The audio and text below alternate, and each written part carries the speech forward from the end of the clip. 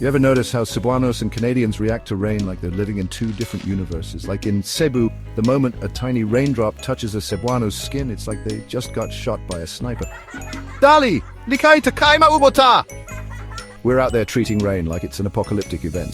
If it drizzles for 2 seconds, boom! State of emergency. Every Cebuano mom transforms into a weather expert.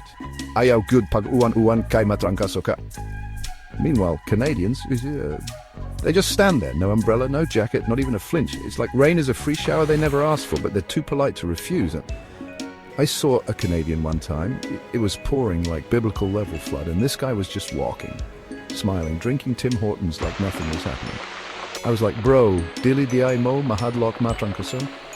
And he just goes, oh, it's just a little drizzle, huh? A little drizzle? Bro, I just saw a cat float by. That's when I realized Canadians don't fear the rain because they've been training their whole lives in the cold.